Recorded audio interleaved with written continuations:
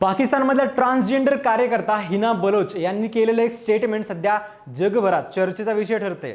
त्या म्हणतात की पाकिस्तानमधले 80% पुरुष समलैंगिक आहेत आणि उरलेले 20% उभयलिंगी आहेत। पहिल्यांदा ऐकल्यानंतर हे एक एक्झॅजरेटेड स्टेटमेंट वाटू शकतं, पण या एका वाक्यामागे लपलेली गोष्ट खरं तर खूप खोल आणि डिस्टर्ब करणारी आहे। ही गोष्ट आहे एका अशा समाजाची जो बाहेरून धार्मिक, शिस्तबद्ध आणि परंपरावादी दिसतो, पण आतून पूर्णपणे वेगळा आहे। पाकिस्तानी नागरिकांविषयी असं सनसनीखेज स्टेटमेंट करणाऱ्या हिना बलोच नेमक्या आहेत कोण आणि त्यांच्या या स्टेटमेंटमध्ये कितपत सत्यता आहे सांगतो, व्हिडिओ शेवटपर्यंत बघा। नमस्कार, मी संकल्प पाटील आणि तुम्ही बघताय लगावबत्ती। हिना बलोच यांचा जन्म कराचीमध्ये झाला आणि त्या ख्वाजा सिरा समुदायाचा भाग आहेत। या समुदायाला पाकिस्तानमध्ये ट्रान्सजेंडर म्हणून ओळख मिळाली आहे, पण ही ओळख फक्त कागदावर आहे। प्रत्यक्ष आयुष्यात बघायला गेलं तर या समुदायाला जगण्यासाठी आणि व्यवसाय करण्यासाठी फक्त 3च ऑप्शन दिले जातात: भीक मागणं, नाच गाणं करणं किंवा वेश्या व्यवसाय करणं। या पलीकडे जर जगण्याचा प्रयत्न कोणी केला तर त्या समाजाशी त्याचा थेट संघर्ष सुरू होतो। हिना बलोच सांगतात की लहानपणी त्यांना त्या प्रत्यक्षात जशा आहेत तशा वागण्याची सुद्धा भीती वाटायची। घरात लिपस्टिक लावली, बायकांसारखे कपडे घातले तर मार खायची भीती होती, रागवलं जाण्याची भीती होती, बहिष्कृत होण्याची सुद्धा भीती होती। म्हणजे स्वतःची ओळख जगणंही तिथे एखाद्या गुन्ह्यासारखं होतं।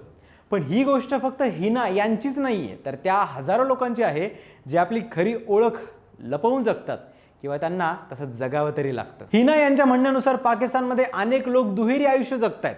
दिवसा ते समाजासमोर एक सामान्य चेहरा घेऊन वावरतात, धर्म, संस्कृती, परंपरा याबद्दल मोठमोठ्या गोष्टी करतात आणि रात्री त्याच लोकांचं खरं रूप बाहेर येतं। जे लोक पब्लिकली LGBTQ कम्युनिटीची थट्टा चेष्टा करतात, त्यांच्याशी भेदभाव करतात, तेच लोक खाजगीत ट्रान्सजेंडर्सकडे जातात। हिना यांचं हे निरीक्षण तसं बघायला गेलं तर खूप कठोर आहे, पण ते समाजातल्या ढोंगीपणावर बोट ठेवतं।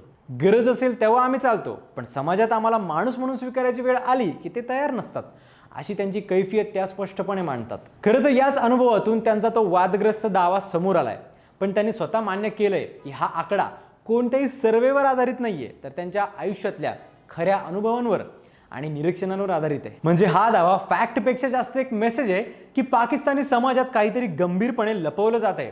पाकिस्तान सारख्या देशात जिथे धर्म आणि सामाजिक प्रतिष्ठेला खूप मोठं स्थान आहे, तिथे सेक्शुअल ओरिएंटेशन बद्दल बोलणं म्हणजे स्वतःला धोक्यात टाकणं।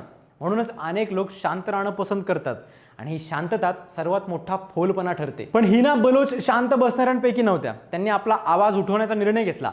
त्या सिंध मुहूर्त मार्चच्या सहसंस्थापिका आहेत आणि त्यांनी औरत मार्च सारख्या चळवळींमध्ये सुद्धा सक्रिय सहभाग घेतलाय। त्यांचं काम फक्त LGBTQ हक्कांपुरतं मर्यादित नाहीये, तर आरोग्य, शिक्षण, सन्मान आणि मूलभूत अधिकारांसाठी त्यांनी लढा दिलाय।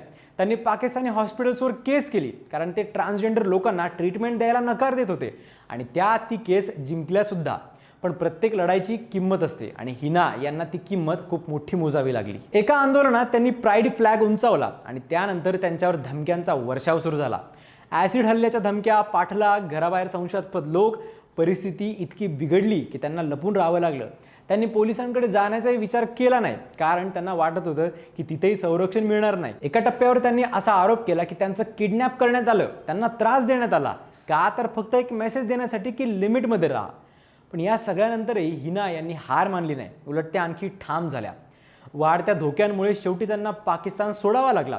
त्यांनी लंडनच्या एका युनिव्हर्सिटीत प्रवेश घेतला आणि तिथे जेंडर स्टडीजचा अभ्यास सुरू केला। पण देश बदलला म्हणून त्यांचा संघर्ष संपला असं नव्हतं। त्यांनी सांगितलं की परदेशात सुद्धा एक वेगळीच एकटेपणाची भावना आहे, एक वेगळीच लढाई आहे, तरी त्या आजही आपला आवाज उठवतायत। हिना बलोच यांची ही गोष्ट फक्त एका कॉन्ट्रोवर्शियल स्टेटमेंटची नाहीये, तर ती एका अशा व्यक्तीची आहे जी व्यक्ती भीती, दडपण आणि हिंसा यांच्या विरुद्ध उभी राहिली।